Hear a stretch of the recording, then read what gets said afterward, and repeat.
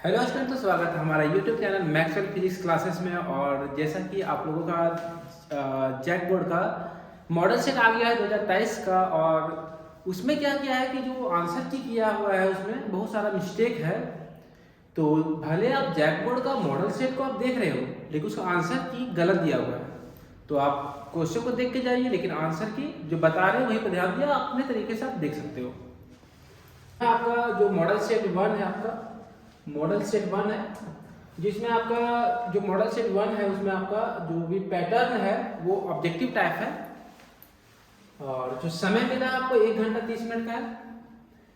Total जो marks आपका 35 marks का आएगा। टोटल जो क्वेश्चन है 35 से, और हर एक क्वेश्चन के लिए आपको 1 मार्क्स मिलेगा। और इसमें हर एक क्वेश्चन में 4 विकल्प दिया गया है इसमें, और नेगेटिव मार्किंग नहीं है। मतलब गलत कोई भी ऑप्शन आप क्लिक करते हो तो उसमें आपका नेगेटिव मार्किंग नहीं होगा। तो आएगा तो भी टिक करना है, नहीं आएगा तो भी जय माता दी, हो सकता सही हो जाए। तो चलिए देखते हैं आगे।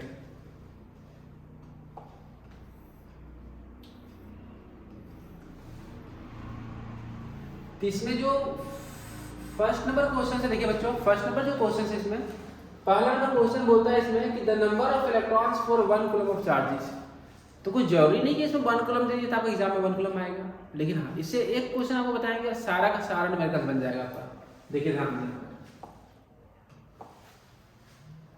आपको सिर्फ एक बात जानना होगा, एक फॉर्मूला जानना होगा, Q इक्वल टू फॉर्मूला होता है NE। इससे रिलेटेड हजारों क्वेश्चन देगा तो आपको यूं ही एक बार बन जाएगा। यहाँ पर आपको याद रखना है, आपका हमेशा क्वेश्चन में क्या दिया रहेगा, Q का मान दिया रहेगा और N पूछा जाएगा, और E का वैल्यू आपको याद रखना है। यहाँ से N का जो वैल्यू हो जाएगा Q/E। Q जहाँ पर चार्ज है और E जो होता है वो एक इलेक्ट्रॉन का चार्ज होता है। तो यहाँ पर E का वैल्यू आप याद कर लीजिएगा। E का वैल्यू होता है 1.6 इंटू 10 का पावर -19 कूलम। ये वैल्यू आपको याद करना होगा। बाकी Q का जो वैल्यू यहाँ पर देखिए 1 कूलम दिया हुआ है। हो सकता है क्वेश्चन में 2 कूलम दे दे, कभी कभी माइक्रो कूलम में देता है, कभी कभी मिली कूलम में देता है, कभी कभी नैनो कूलम में देता है, तो उससे कोई दिक्कत नहीं है। तो यहाँ पर Q का जो वैल्यू दिया हुआ आपका 1 दिया हुआ है, और E का वैल्यू आपका हमेशा 1.6 इंटू 10 का पावर -19 लेना है। अब इसको सॉल्व कीजिए। 10 का जो पावर 19 है, -19 ऊपर चला जाएगा तो +19 हो जाएगा। इस पॉइंट को हटाओ तो 0 आ जाएगा। 2 के टेबल में 5 बार आएगा, ये 8 बार आएगा।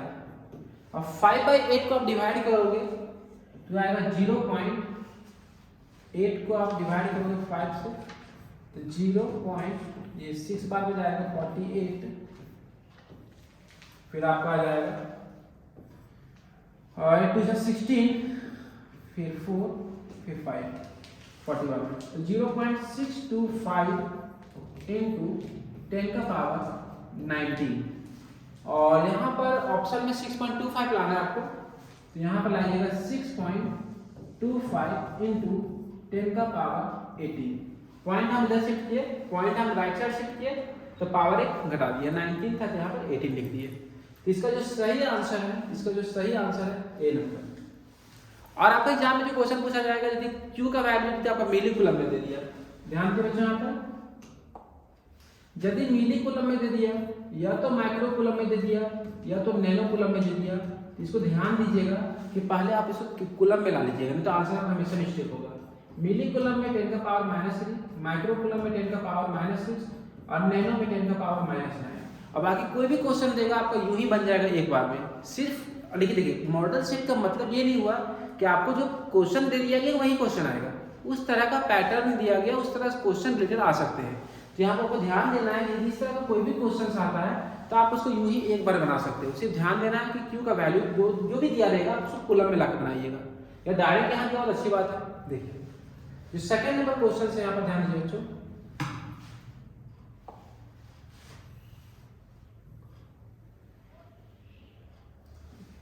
सेकंड नंबर क्वेश्चन को आराम से पढ़िए, समझिए क्या बोल रहा है। बोलता है 2 चार्ज है, एक +1 माइक्रो कूलम दिया हुआ है और एक +5 माइक्रो कूलम है। तो बोला इसमें कि जो फोर्सेस का रेशियो क्या होगा, फोर्सेस का अनुपात क्या होगा। तो हम यहाँ पर बच्चों को बता रहे हैं कि एक जो चार्ज है आपका, एक चार्ज Q1 है और एक चार्ज Q2 है, दोनों पॉजिटिव है। तो पहले ये बताइए बच्चों कि Q1 जो है पहले प्लस प्लस क्या करता है, रिपेल करता है। तो Q1 जो है Q2 के कारण किधर जाएगा, या Q2 जो है Q1 के कारण किधर जाएगा, तो दोनों का डायरेक्शन अपोजिट रहेगा, एक इधर जाएगा एक इस वे में जाएगा। तो बोले ये फोर्स लग रहा है 2 पे 1 के कारण और ये फोर्स लग रहा है 1 पे 2 के कारण। तो बोलता है दोनों का वैल्यू कौन किस पे ज्यादा फोर्स लगाएगा। यहाँ पर याद रखिएगा दोनों का वैल्यू क्या होता है, सेम होता है। F12 जो होता है F21 के बराबर होता है। यहाँ पर दोनों का मैग्नीट्यूड क्या होता है, सेम होता है। तो बोला जब दोनों का वैल्यू सेम है तो रेशियो क्या होगा, तो दोनों का रेशियो निकाल दीजिए। F12 बटा F21 का वैल्यू कितना हो जाएगा, 1:2, या फिर यहाँ बोल सकते हैं 1/1 होगा। इसका रेशियो कितना आ जाएगा, 1:1। इसका सही आंसर है बी नंबर। यहाँ डेटा 1 और 5 नहीं देता, आपका डेटा देता 2 मिली कूलम, 7 मिली कूलम, या देता 10 नैनो कूलम, 2 मिली कूलम। ये डेटा आपको कुछ भी दे सकता है। हम आपको रटने के लिए नहीं बोल रहे, हम आपको समझने के लिए बोल रहे हैं कि कोई भी वैल्यू दिया रहेगा ना, हमेशा उसका आंसर 1:1 आएगा। तो इसका सही आंसर है बी नंबर।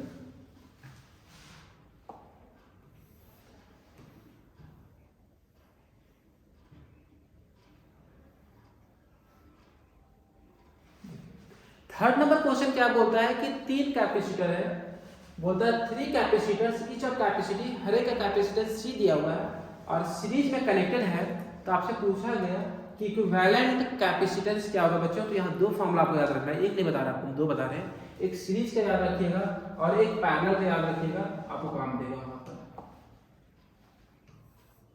एक सीरीज का जो एक पैरेलल का जो फॉर्मूला होगा डायरेक्ट हो जाता है, C1 + C2 + C3। ये पैरेलल का हो गया, ये बात हम लोग कर रहे हैं पैरेलल के लिए।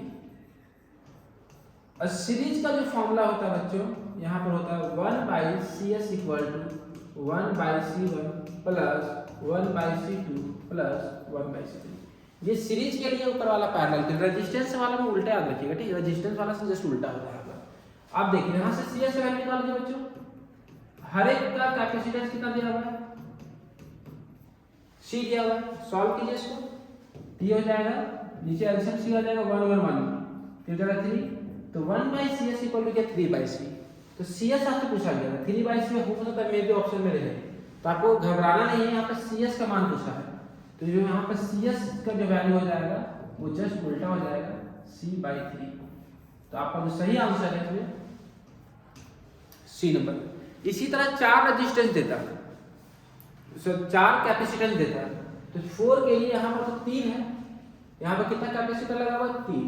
यहाँ पर यदि 4 रहता या फिर 5 रहता या तो फिर 6 रहता, तो 4 रहता तो इसका आंसर हो जाता C/4, 5 रहता तो C/5, 6 रहता तो C/6। पैरेलल में रहता डायरेक्ट उतना टाइम इंटू कर देंगे, इक्वल रहेगा तब। तो इसका जो आंसर हो जाएगा थर्ड का C नंबर।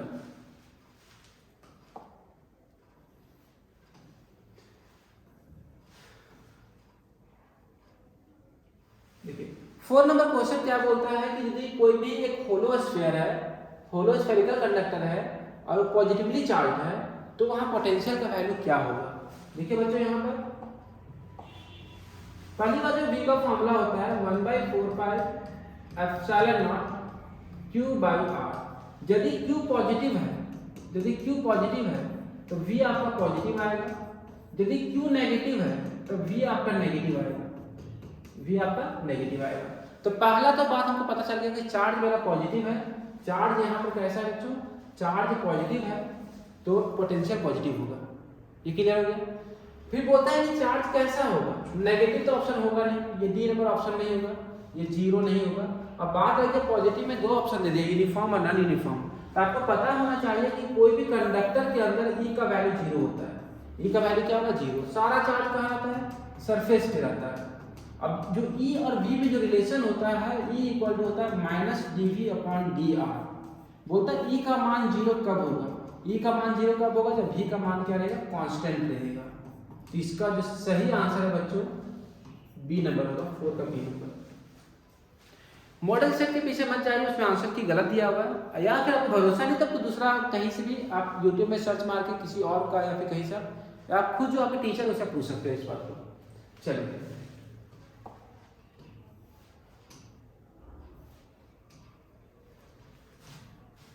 5 नंबर क्वेश्चन क्या बोलता है, देखिए यहाँ पर 5 नंबर जो क्वेश्चन बताता है यहाँ पर वी आई ग्राफ है,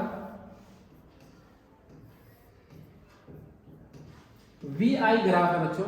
अब बोलता है यहाँ पर कि जो एंगल थीटा बन रहा है वी एक्सिस के साथ बन रहा है, एंगल जो थीटा बन रहा है वो वी एक्सिस के साथ बन रहा है, तो ये वाला एंगल कितना बनेगा बच्चों 90 माइनस थीटा।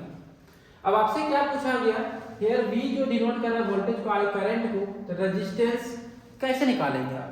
तो बच्चा आपको बहुत अच्छा फॉर्मूला पता होगा जो बहुत ही आप क्लास 10 से फॉर्मूला पढ़ेंगे, v इक्वल टू क्या होता है बच्चों आई आर। तो यहाँ से आप r निकाल सकते हो, i मल्टीप्लाई में जाए तो डिवाइड में v बटा r, v बटा i इक्वल टू क्या हो गया r। हम यहाँ से निकाल लेते, देखिए यहाँ पर एक परपेंडिकुलर ड्रॉ कर दिए, यहाँ पर ये v है, ये भी v हो गया। अब यहाँ से हम tan थीटा निकाल देंगे, tan 90 माइनस थीटा, तो tan थीटा का फॉर्मूला क्या होता है बच्चों p बटा b, p यहाँ परपेंडिकुलर है, इस एंगल के लिए ये परपेंडिकुलर हो जाएगा और ये बेस हो जाएगा, ये वाला साइड जो हो जाएगा आपका वो बेस हो जाएगा और ये वाला साइड आपका परपेंडिकुलर हो जाएगा। तो यहाँ परपेंडिकुलर v है और बेस मेरा i है, तो p बाई v हो गया। tan 90 माइनस थीटा क्या होता है cot थीटा, अब v बटा i किसके बराबर बच्चों r के बराबर। तो यहाँ जो सही आंसर होगा आपका डी नंबर सही ऑप्शन है cot थीटा। यही क्वेश्चन में आपका रहता है कि यदि थीटा ये लिया होता, देखिए ध्यान दीजिए यहाँ पर कैसे चेंज होता है। यदि आप थीटा ये वाला पोर्शन लेते v और i का, तो यहाँ पर r इक्वल टू आपका आंसर क्या आता है tan थीटा आता है डायरेक्ट। तो घबराना नहीं है, जो भी क्वेश्चन है उसको समझना है और आपको बनाना है। नेक्स्ट नंबर 6 5 का आंसर हो जाएगा आपका डी नंबर। 6 नंबर क्वेश्चन देखिए बच्चों, 6 नंबर क्वेश्चन जो है 6 नंबर जो क्वेश्चन है इसमें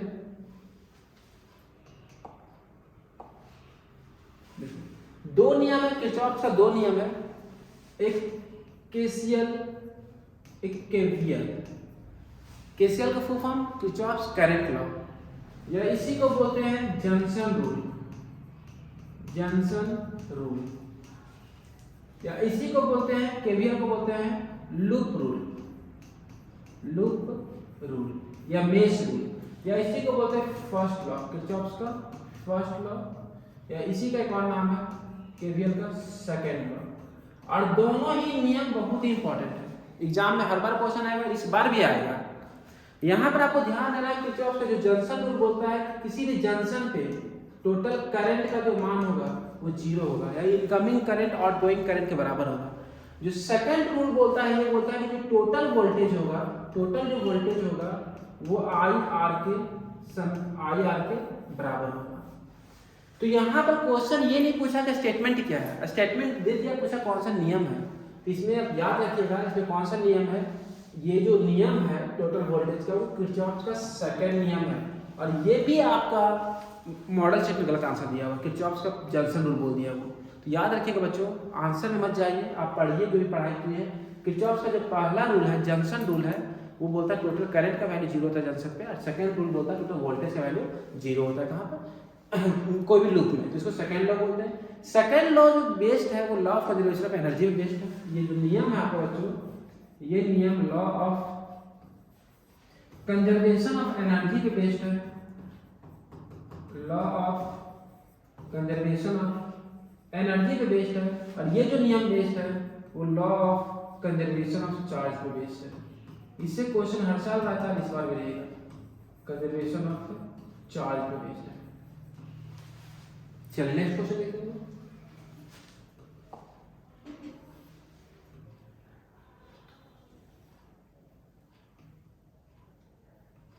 देखिए 7 नंबर क्वेश्चन क्या बोलता है, 7 नंबर जो क्वेश्चन है 7 नंबर क्वेश्चन क्या बोलता है इसमें ध्यान रखिए। बोलता है इसमें एक पोटेंशियोमीटर से रिलेटेड क्वेश्चन है। यहाँ पर डायरेक्ट हम एक फॉर्मूला यूज करेंगे, R equal to L1 by L2 -1 into r. जहां पर स्मॉल आर आपका इंटरनल रेजिस्टेंस होता है, कैपिटल आर एक्सटर्नल रेजिस्टेंस होता है, और L1 और L2 का बच्चों ये आपका एक्सपेरिमेंट से ये वैल्यू निकलता है। तो यहाँ पर क्वेश्चन में दे दिया हुआ कि जो फर्स्ट बार बैलेंसिंग लेंथ था वो 120 था, मतलब L1 का वैल्यू था। जो सेकंड बार था बैलेंसिंग लेंथ वो L2 का था, और ये जो दिया हुआ था रेजिस्टेंस जो 4 है वो कैपिटल R का वैल्यू दिया हुआ है विद रेजिस्टेंस R, और आपसे पूछा गया इंटरनल रेजिस्टेंस मोलर का वैल्यू। तो डायरेक्ट वैल्यू पुट करेंगे यहाँ पर L1 120 हो जाएगा, L2 60 हो जाएगा, -1 इंटू R का वैल्यू कितना हो जाएगा बच्चों 4। 120 है तो दो बार में कट जाएगा, तो 2 - 1 2 - 1 हो जाएगा इंटू 4, तो इसका आंसर हो जाएगा 4 ओम। इसका जो सही आंसर है 7 का डी नंबर।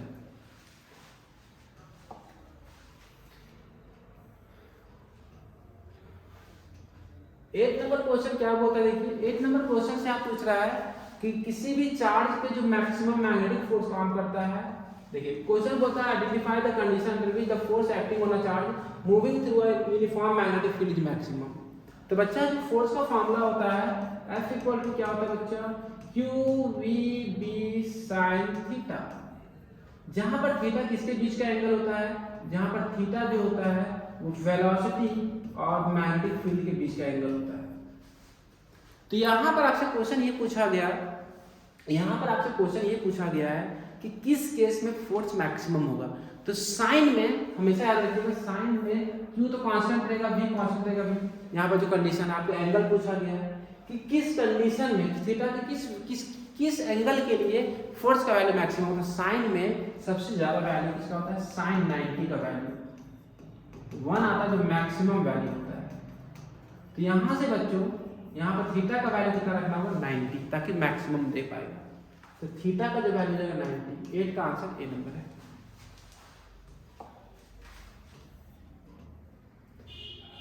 9 नंबर क्वेश्चन क्या बोलता है, टॉर्क का वैल्यू पूछा गया बच्चों। यहाँ पर टॉर्क का जो फॉर्मूला होता है, टॉर्क का जो फॉर्मूला होता है यहाँ पर टॉर्क का एक फॉर्मूला होता है NIAB sin theta, NIAB sin theta torque का।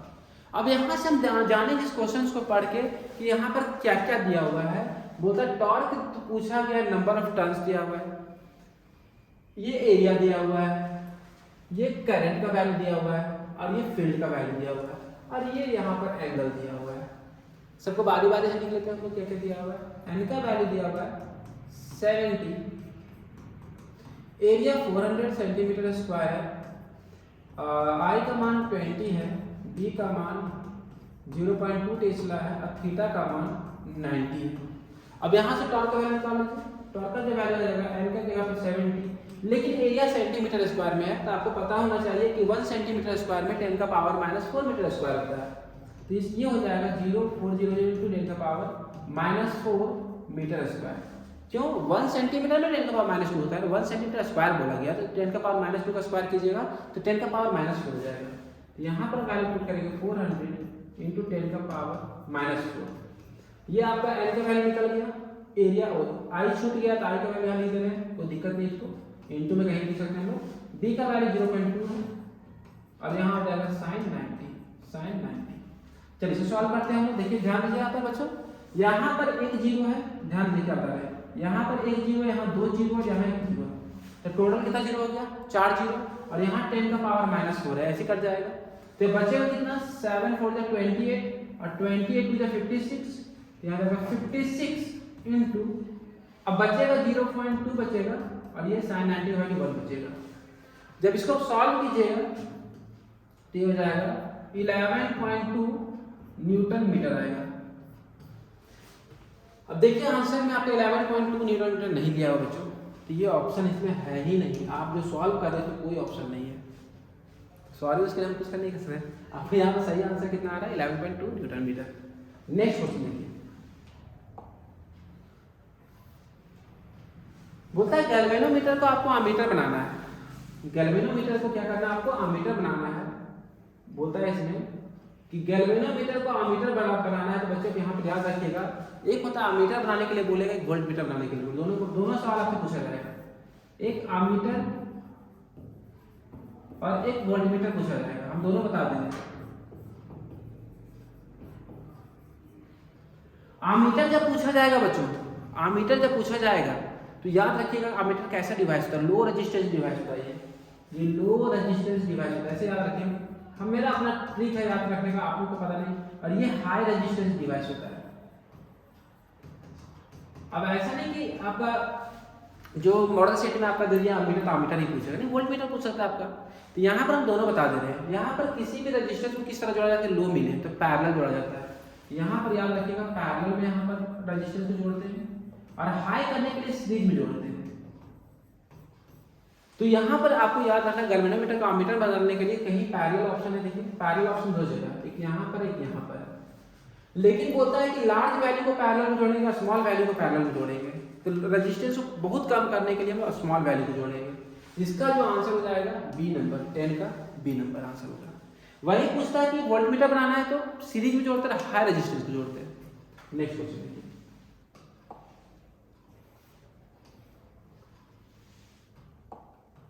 यहाँ पे बोलता है एंगल ऑफ डीप और इक्वेटर के लिए कि आपका जो एंगल ऑफ डीप और पोल पे जो वैल्यू होगा डीप का वो क्या होगा। तो मैग्नेटिक एलिमेंट ऑफ अर्थ में 3 चीज जानना होता है, angle of dip, magnetic declination और horizontal component of magnetic field of earth. उससे क्वेश्चन हर रहता है, तो इससे भी क्वेश्चन रहेगा।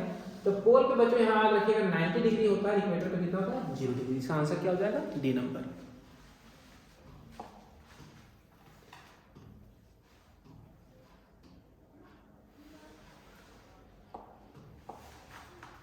ट्वेल्व नंबर क्वेश्चन क्या बोलता है यहाँ पे देखिए, बोलता है कि when ever the magnetic flux linked with an electric circuit changes, जब कभी भी मैग्नेटिक फ्लक्स चेंज होगा किसी सर्किट में तो वहां पर एक नया ईएमएफ डेवलप होता है, नया वोल्टेज क्रिएट होता है। तो इसको कौन सा नियम बोलते हैं हम लोग, तो इसको बोलते हैं हम लोग इलेक्ट्रोमैग्नेटिक इंडक्शन। तो 12 का आंसर हो जाएगा A number.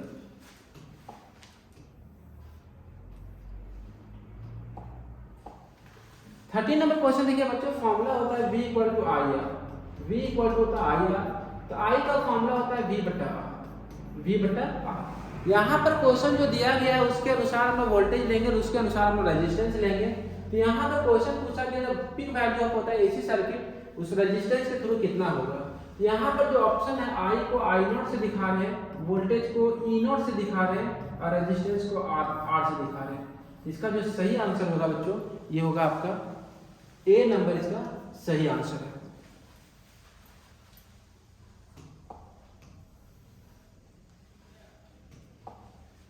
Fourteen number question में क्या बोलता है, इसमें से एनर्जी डिसिपेट किस में होता है। तो एलसी ऑसिलेशन में पढ़े होंगे कि जो मैग्नेटिक एनर्जी होता है इलेक्ट्रिकल एनर्जी में स्टोर होता है एलसी ऑसिलेशन में।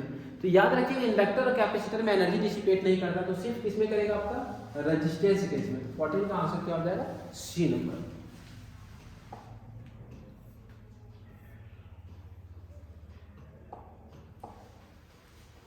देखिए आप लोग तो ट्रांसफार्मर देखे ही होंगे, ट्रांसफार्मर का काम क्या रहता है, उसमें 11,000 वोल्ट आता है। देखिए बच्चों ट्रांसफार्मर देखे होंगे आप लोग,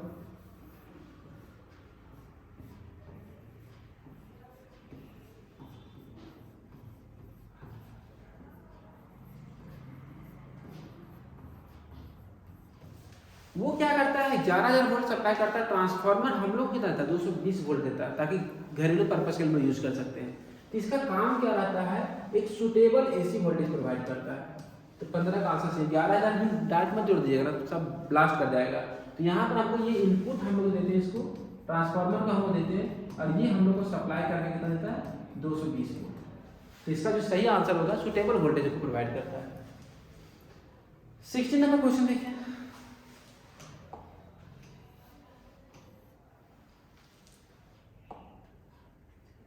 सिक्सटीन नंबर क्वेश्चन क्या बोलता है इसमें कि जो स्पीड ऑफ लाइट क्या होती है, डेटा तो आपको याद रखना पड़ेगा। C इक्वल टू होता है root under mu not epsilon not. जहां पर म्यू नॉट क्या आपको पता है, एप्सिलॉन क्या पता है, परमिटिविटी और एब्सोल्यूट परमिटिविटी। इसका वैल्यू कभी कभी पूछता है 3 × 10 का पावर 8 मीटर पर सेकेंड। तो इसका जो सही आंसर हो जाएगा 1/B नंबर ऑप्शन है, 16 का B नंबर। नेक्स्ट क्वेश्चन देखिए बच्चों, 17 नंबर क्वेश्चन में क्या बोलता है इसमें, 17 नंबर क्वेश्चन बोलता है कि स्ट्रक्चर ऑफ सॉलिड पता करने के लिए आप क्या करोगे।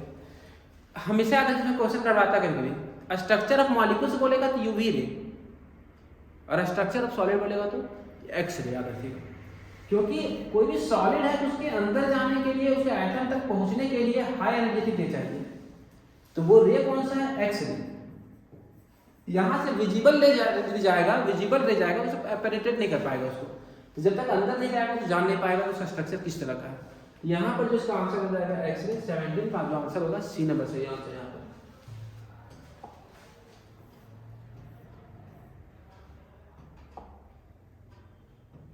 यहाँ पर बोलता है angle of incidence corresponding to which angle of reflection 90 degree. वहां पर पढ़े होंगे जब लाइट जो है डेंसर मीडियम से रेयर मीडियम में जाता है, ये केस है TIR का, टोटल इंटरनल रिफ्लेक्शन का। इस केस में क्या होता है कि जो एंगल ऑफ इंसिडेंस होता है और एंगल ऑफ रिफ्लेक्शन जो होता है, जब यहाँ एंगल R का वैल्यू 90 हो जाता है तो यहाँ पर जो एंगल बनता है उसको बोलते हैं क्रिटिकल एंगल, इसको डिनोट करते हैं IC से। इसका जो सही आंसर है 18 का डी नंबर।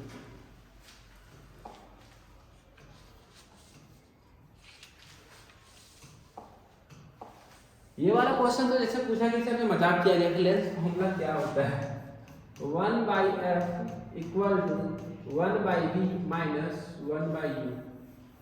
तो इसका सही आंसर है B number. Next number question देखिए बच्चों क्या बोला गया इसमें, 20 नंबर क्वेश्चन क्या बोलता है इसमें, 20 नंबर क्वेश्चन बोला गया इसमें कि if the any number of thin lenses in contact of focal length f1 f2, तो f इक्विवेलेंट फोकल लेंथ क्या होगा। कहने का मतलब यदि पहला लेंस है, दूसरा लेंस है, तीसरा है, इस तरह इसका फोकल लेंथ f1 है, इसका फोकल लेंथ f2 है, इसका फोकल लेंथ f3 है, तो सवाल उठता है कि तीनों का फोकल लेंथ मिला दिया गया तो टोटल फोकल लेंथ क्या होगा। तो आपके दिमाग में तो बात आ सकता है कि f को डायरेक्ट जोड़ देंगे, नहीं, डायरेक्ट जोड़ने से आपका काम नहीं बनने वाला। यहाँ पर यार डेरिवेशन होता है बच्चों, आपको डेरिवेशन नहीं पूछा गया, आपको रिजल्ट पूछा गया। तो यहाँ पर रेसिप्रोकल जोड़ते हैं, यहाँ जो इक्विवेलेंट निकलता है वो इस तरह का दिखता है। और इसे न्यूमेरिकल भी दे सकता है, आपको न्यूमेरिकल्स भी दे सकता है, ये टर्म आपका आगे चलता चला जाएगा। ये 3 के लिए हो गया, 4 के लिए हो गया, आपका n तक के लिए होगा। इसमें जो आंसर हो जाएगा ए नंबर सही आंसर है।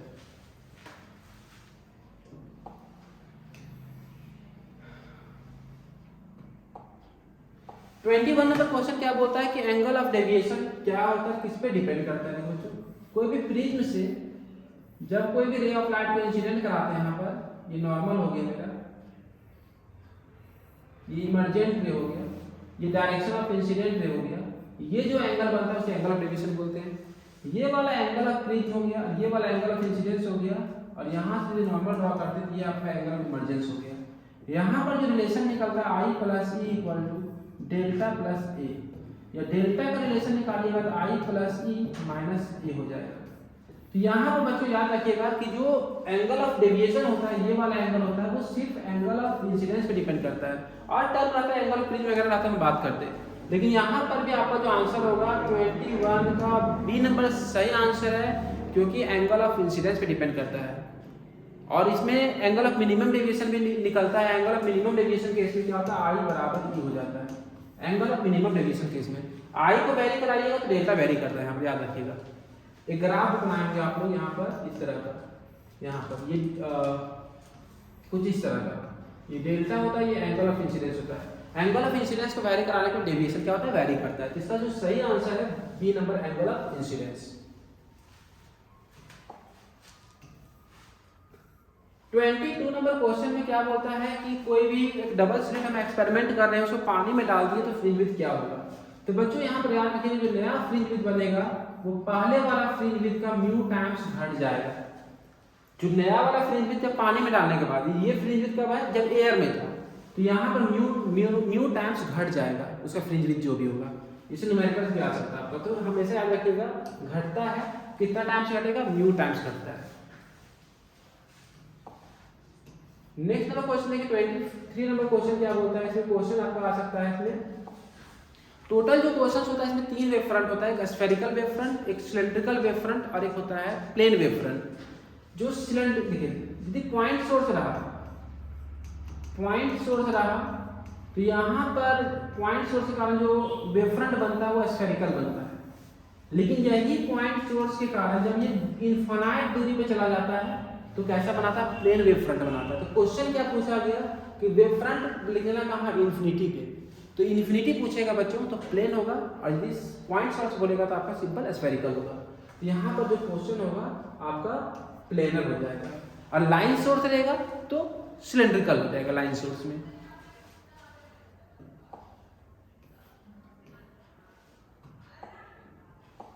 यहाँ पर होता है इंटरफेरेंस किस पे बेस्ड है। इंटरफेरेंस में क्या होता है, एक ब्राइट फ्रिंज बनता है, एक ब्राइट, तो दूसरा क्या बनता है, दूसरा डार्क बनता है। तो ब्राइट में एनर्जी अधिक है, डार्क में एनर्जी कम है, लेकिन ओवरऑल एनर्जी तो यहाँ पर क्या रहता है, ओवरऑल एनर्जी क्या रहता है यहाँ पर कंजर्व रहता है।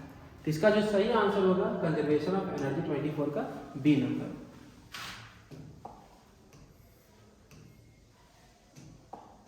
तो 25 नंबर क्वेश्चन बोलता है कि चार्ज ऑफ फोटोन इलेक्ट्रॉन, अरे इलेक्ट्रॉन का जो चार्ज होता है वो कितना होता है 1.6 × 10⁻⁻19 कूलम, माइनस में होता है ई का जो वैल्यू होता है इलेक्ट्रॉन का चार्ज। यहाँ तो कोई ऑप्शन नहीं नजर आ रहा है, देखिए, तो इसका हो जाएगा नन ऑफ दीज, 25 का डी नंबर।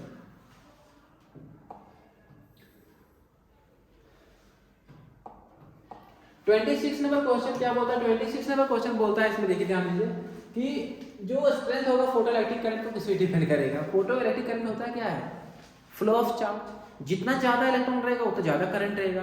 तो ज्यादा इलेक्ट्रॉन के लिए हमको क्या चाहिए, यदि दो लाइट हम ले लिए, एक से इंटेंसिटी कम है, एक से इंटेंसिटी ज्यादा है, तो जिससे ज्यादा इंटेंसिटी निकलेगा उससे इलेक्ट्रॉन भी ज्यादा निकलेगा, इलेक्ट्रॉन जब ज्यादा निकलेगा उससे क्या निकलेगा, करंट भी ज्यादा फ्लो होगा। तो यहाँ पर बच्चों आपका जो आंसर होगा इसमें एंगल पे डिपेंड नहीं करता, फ्रीक्वेंसी पे डिपेंड नहीं करता, इंटेंसिटी पे डिपेंड करता है। ऐसा ग्राफ बनाए होंगे आप क्लास में पढ़े होंगे, एक करंट का और इंटेंसिटी का ग्राफ जो होता है, करंट और इंटेंसिटी का जो ग्राफ होता है कैसा होता है, स्ट्रेट लाइन होता है।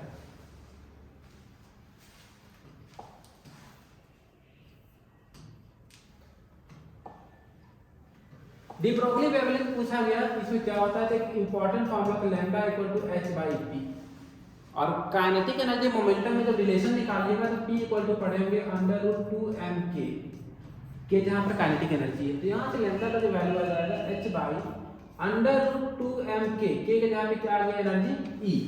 तो इसका जो सही आंसर है ए नंबर है। यहाँ पर तो मिस्टेक जैसा लग रहा है, m और e को पता नहीं रिप्लेस क्यों कर दिया वो।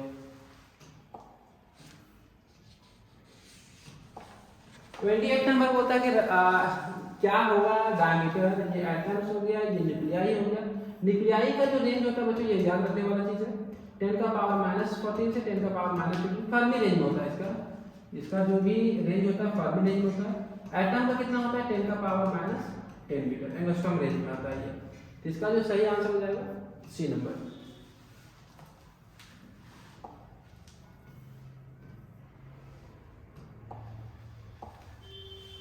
देखिए 29 नंबर जो क्वेश्चन लग रहा है आपको, सिर्फ ये नहीं पूछेगा बाल्मर सीरीज, आपको टोटल 5 सीरीज पढ़ना होगा। एक होता है लाइमन, एक होता है बाल्मर, एक होता है लाइमन बाल्मर पास्चन, एक होता है ब्रैकेट, और एक होता है पिफन, ये फन सीरीज बोलते हैं। इसमें ये वाला यूवी रे में आता है, ये विजिबल में आ जाता है आपका, और बाकी तीनों किस में आता है, इंफ्रारेड में। ज्यादा कुछ होने की जरूरत नहीं है, लेकिन क्वेश्चन तो रहेगा बच्चा, क्वेश्चन तो रहेगा, लेकिन आपको जानना होगा, कोई एक जाकर पढ़ने से नहीं होगा कि हम ये रट्टा मान यही वाला एग्जाम में आएगा, नहीं।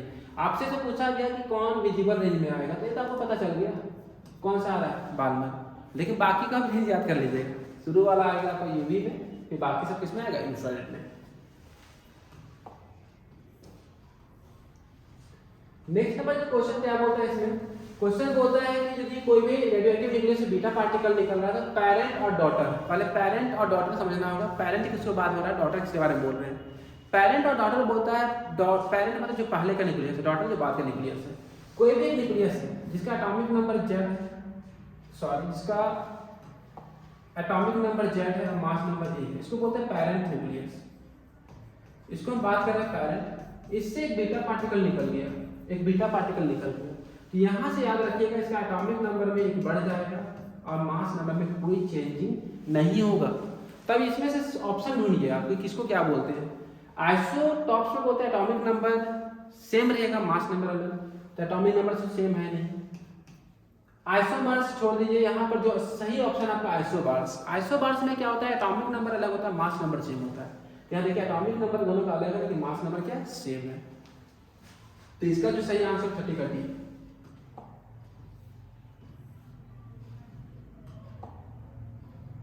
31 नंबर क्वेश्चन क्या बोलता है देखिए, बोलता है कि यदि हम रेडियस निकाले हैं किसी भी न्यूक्लियस का 33.6 फॉर्मी और मास नंबर उसका पूछ रहा है कि क्या होगा। यहाँ पर जो एक फॉर्मूला होता है R equal to r not A का पावर 1/3। यहाँ से R का वैल्यू दे दिया है 3.6 और आर नॉट का वैल्यू आपको याद रखना पड़ेगा। आर नॉट का वैल्यू होगा कांस्टेंट होता है बच्चों 1.2 फॉर्मी होता है। यहाँ पर 1.2 लिख देंगे, a का पावर 1/3 हो जाएगा, ये कट जाएगा 3 टाइम्स और जब यहाँ से a का पावर 1/3 है तो इधर आएगा तो 3 का पावर 3 हो जाएगा। यहाँ से आप a का जो वैल्यू ऑब्जर्व करते हैं कितना आएगा 27 आएगा। a का वैल्यू कितना आएगा 27। तो इसका जो सही आंसर 31 का ए नंबर।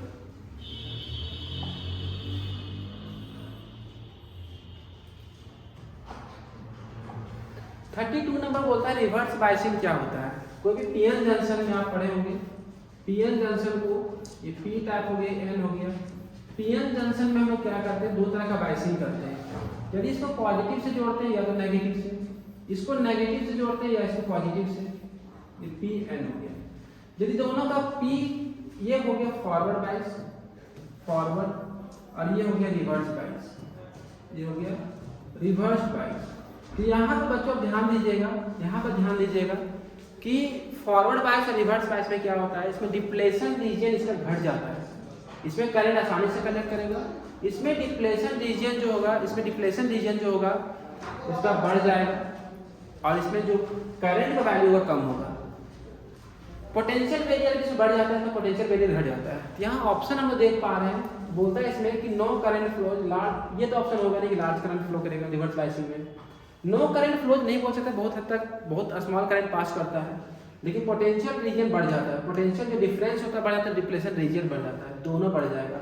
पता नहीं ऑप्शन क्यों दिया हुआ इस तरह, जो आपका ऑप्शन जो है जो आंसर की में दिया हुआ सी दिया हुआ, लेकिन होगा दोनों बात, रेजिस्टेंस भी बढ़ जाएगा उसका, डिप्लेशन रीजन बढ़ जाता है और उसका पोटेंशियल बैरियर भी बढ़ जाता है। 33 नंबर जो क्वेश्चन बोलता है इसमें कि to obtain P type silicon semiconductor. Semiconductor बच्चा दो तरह का होता है। सेमीकंडक्टर जो दो तरह का होता है, इसमें क्वेश्चन आपका हर साल रहेगा, इस बार भी रहेगा। बहुत ही अच्छा क्वेश्चन दिया हुआ है इसमें। एक होता है एक्सट्रिंजिक जो पूरा प्योर होता है, एक होता है एक होता है एक्सट्रिंजिक, एक होता है इंट्रिंजिक। इंट्रिंजिक जो होता है प्योर होता है, इंट्रिंजिक सेमीकंडक्टर, जैसे आपका हो गया सिलिकॉन, हो गया जर्मेनियम। लेकिन एक्सट्रिंजिक जो होता है इम्प्योर होता है। एक्सट्रिंजिक क्या होता है, इम्प्योर होता है। इम्प्योर में दो तरह का आता है इसमें, एक आता है पी टाइप और एक आता है बच्चा एन टाइप। एक आता है पी टाइप और एक आता है एन टाइप। जो इम्प्योरिटी जिसमें आया वो डिपेंड करता है कि किस तरह का आप इम्प्योरिटी को डाल रहे हैं। तो यहाँ पर बच्चा पी टाइप में ट्राइवैलेंट की इम्प्योरिटीज को डालते हैं और एन टाइप में पेंटावैलेंट को डालते हैं, पेंटावैलेंट। अब यहाँ सवाल उठता है कि ट्राइवैलेंट क्या है, पेंटावैलेंट क्या है। ट्राइवैलेंट बोलता है इसका वैलेंस इलेक्ट्रॉन 3 आना चाहिए, जैसे बोरॉन हो गया, आपका एल्युमिनियम हो गया, ये सब एलिमेंट का जो एटॉमिक नंबर होता है वैलेंस इलेक्ट्रॉन 3 होता है, तो पी टाइप बनेगा। एन टाइप में आपका क्या आ जाएगा, जैसे आपका नाइट्रोजन हो गया, आपका इसमें एल्युमिनियम हो गया, इसमें नाइट्रोजन हो गया और आपका फास्फोरस हो गया, फिर आपका नाइट्रोजन, फास्फोरस, आर्सेनिक हो गया। ये सब क्या होगा इसमें एन टाइप बनाएगा। तो क्वेश्चन क्या पूछा हुआ है कि पी टाइप बनाने के लिए आप किसको आप ये करोगे। यहाँ पर जो सही आंसर है आपका इसमें जो सही आंसर बच्चा आपका पी टाइप बनाने के लिए आपको देखिए बोरॉन का जोड़ने की जरूरत है, एल्युमिनियम जोड़ने की जरूरत है। तो इसका जो सही आंसर होगा एल्युमिनियम 33 का ये आपको पूरा डेटा याद रखना पड़ेगा। वहाँ पर कोई जरूरी नहीं कि आपका पी ही से पूछे, एन टाइप से पूछ सकता है।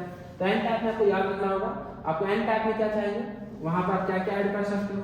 वहाँ पर आप आर्सेनिक ऐड कर सकते हो, फास्फोरस ऐड कर सकते हो, नाइट्रोजन ऐड कर सकते हो। इसका पेंटावैलेंट जो पेंटावैलेंट आपका एटम्स होंगे, इसका वैलेंस इलेक्ट्रॉन 5 होगा।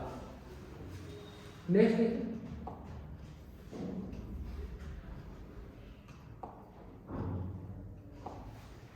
इसमें पूछा है कि सेमीकंडक्टर में जो मेन कंडक्शन होता है किसके कारण होता है। तो बच्चों दोनों के कारण होता है, होल्स के कारण भी होगा, इलेक्ट्रॉन्स के कारण भी होगा। इसका जो सही आंसर है इलेक्ट्रॉन्स एंड होल बोथ सही आंसर है। 34 का बी नंबर। लास्ट क्वेश्चन है देखिए यहाँ पर, बोलता है फुल वेव रेक्टिफायर में इनपुट करंट का फ्रीक्वेंसी भी दिया हो तो आउटपुट का क्या होगा। देखिए ये आपका इनपुट मिलता है और यहाँ पर ये आपका आउटपुट मिलता है। इसका फ्रीक्वेंसी V है, इसका फ्रीक्वेंसी कितना हो जाएगा 2V। इसका जो सही आंसर है सी नंबर, 35 का सी नंबर। और कोशिश करेंगे यदि आप लोग अच्छा रहा रिस्पांस तो इसका सब्जेक्टिव भी करवा देंगे, लेकिन आप इसको कम से कम मॉडल सेट को तो शेयर कीजिए अपने फ्रेंड लोगों के साथ ताकि मैक्सिमम लोगों के पास सही आंसर की जा सके। Thank you, all the best.